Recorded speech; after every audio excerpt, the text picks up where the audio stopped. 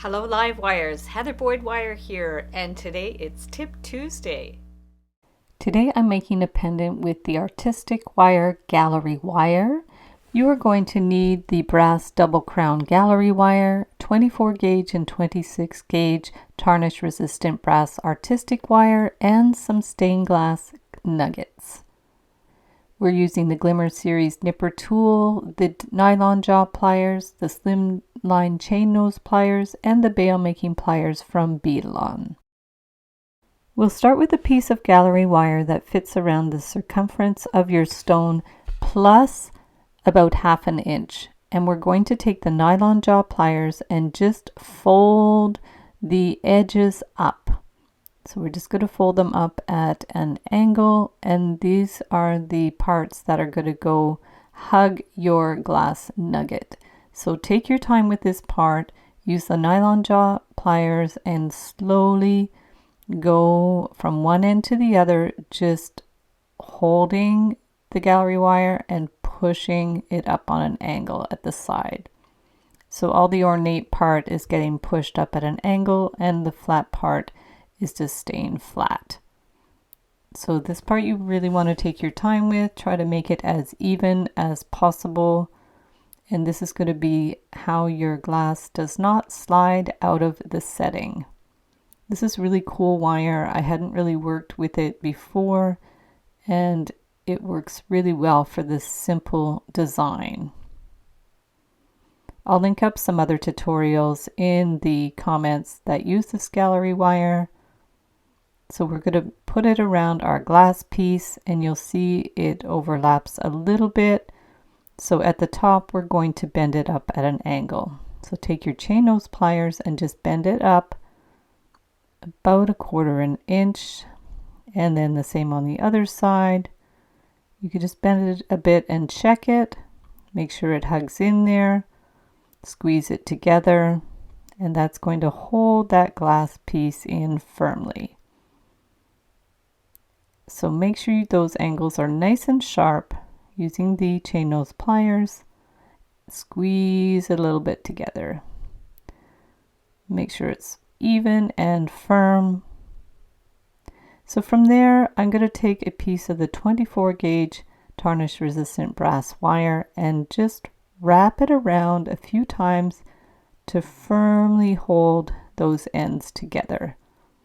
So just take that wire, give it a good little tug, make sure it's nice and firmly wound, using your chain nose pliers to pinch it in a little bit, and probably about 2 or 3 times is plenty. And take the end of the wire with the pliers to tug it even more, and we want it really, really tight. Then pinch it in. Make sure it's really secure in there. It's going to be held in place underneath those little teeth of the gallery wire. So then you can clip it flush on either side and give it another pinch to make sure it's really secure and those pokey ends are pushed in. So now we can separate those gallery wires at the top. Really pull them out as much as you can with the chain nose pliers, because we need to split them and separate them. And then this is another piece of the gallery wire that I just took and wound it around the bail making pliers to make a bail. So we do need it to overlap just a little bit. And then we're going to clip it with the flush cutters or nipper tool. And just make sure it's really round. Give it a little press. And so that's the bail and the glass piece. And now we have to attach it. We're going to keep this really, really simple. So we're going to spread out the gallery wire a little bit more, so that the bail can sit right in there. So just really push it apart. You can get the nylon jaw pliers to flatten it out a little bit more. And then if you need to clip it, you can clip it a little bit. You can check your bail to see how wide it is and see how much you would have to clip off so it stays discreet underneath. So that seems to be enough, and then you can go ahead with your chain nose pliers again if you have to flatten it more, and the bail will just sit on top.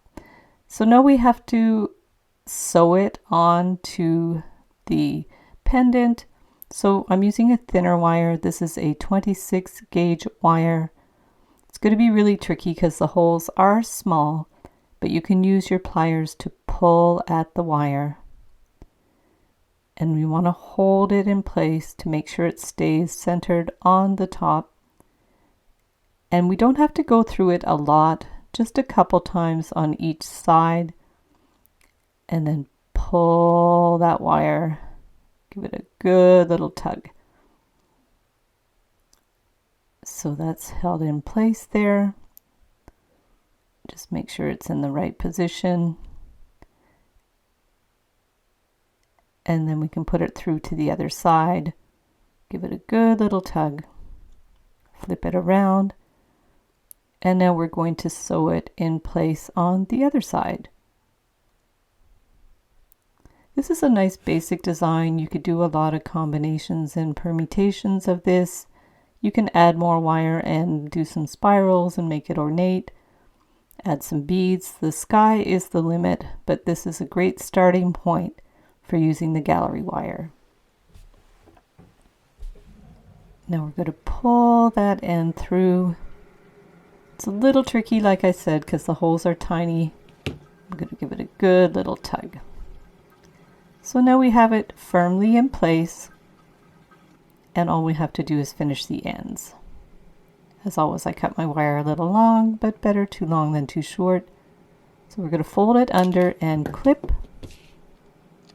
and pinch it so there's no pokey ends, and then go to the other side and do the same. Fold it underneath and give it a little clip with the nipper tool and pinch it in with the chain nose pliers.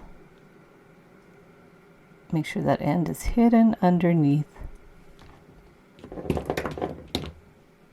And you can make sure the bail stays round. Just put it on the bail making pliers and do any little last minute adjustments that you need. So there's the pendant, and if you need to, you could go in with your nylon jaw pliers just to make sure that the little teeth are in place. And there is your beautiful and simple pendant made with the artistic wire, gallery wire. So thanks so much for watching the video. Give it a big thumbs up if you liked it. Be sure to subscribe to my channel for lots more wire art and jewelry making videos. And if you'd like to share photos of your wire art and jewelry, be sure to join the Wire Makers Club on Facebook. And if you'd like to check out my work on Etsy, my husband and I specialize in custom wedding cake toppers and funky jewelry. I also have a mailing list, so if you'd like to sign up below, I'll send you my Wire Art Essentials ebook. You can get the templates in my Etsy DIY shop. Be sure to use the coupon code SAVE25 to save 25% when you purchase 5 or more templates, tutorials, or ebooks in my shop. So thanks again for watching, and we'll see you the next time.